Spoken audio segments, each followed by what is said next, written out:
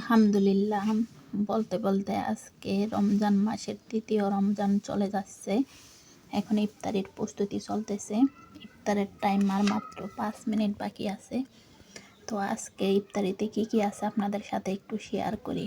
প্রথমেই আছে খেজুর। আমি খেজুর প্রতিদিনই ইফতারিতে রাখার চেষ্টা করি, কারণ হচ্ছে আমাদের প্রিয় নবী হযরত মুহাম্মদ সাল্লাল্লাহু আলাইহি সাল্লাম খেজুর দিয়ে ইফতার করতেন। এখানে রাখছি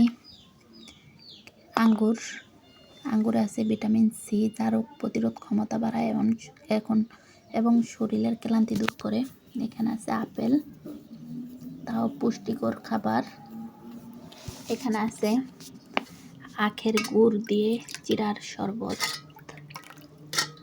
যা মানুষের শরীরের দুর্বলতা এবং ক্লান্তি দূর করে। এখানে একদম অরিজিনাল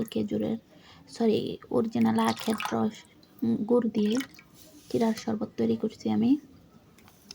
এখানে আছে টমেটো কুচি, কারণ হচ্ছে আমি ছোলা এবং মুড়ির সাথে টমেটো মাইকা খাই। টমেটো না হলে আমার হয়ই না।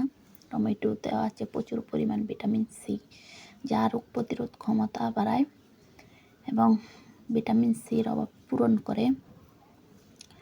আর এই পাশে আছে পুরিন্দা, যা না হইলেই হয় না আমার। এখানে আছে বুরিন্দা, আর এখানে আছে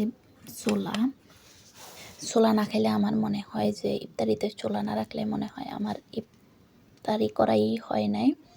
তাই আমি প্রতিদিনই ছোলা রাখি ইফতারিতে, যাতে আছে প্রচুর পরিমাণ ভিটামিন। এবং এইখানে আছে পেঁয়াজুটা খুব মচমচে হয়েছে। আমি নিজের হাতেই বানাইছিলাম পেঁয়াজুটা। এই হচ্ছে পেঁয়াজু।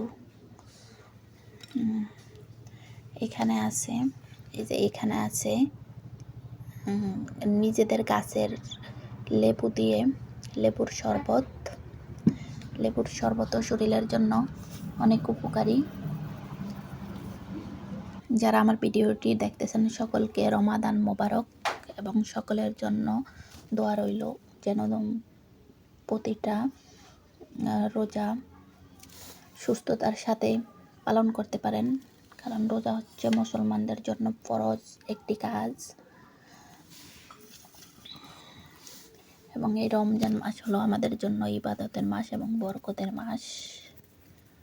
ছোলাও আমাদের জন্য খুব একটি পুষ্টিকর খাবার। আপনাদের সাথে একটা কথা শেয়ার করতে ভুলে গেছি। আপনারা যারা রোজা থাকেন তারা ইফতারিতে এই যে টমেটো রাখতে চেষ্টা করবেন, কারণ টমেটো আমাদের জন্য খুবই পুষ্টিগুণ সমৃদ্ধ একটি খাবার। এবং সালাদ হিসেবে যা আমরা খেয়ে থাকি, অনেকে তরকারি হিসেবে খাই, অনেকে সবজির সাথে খাই। তো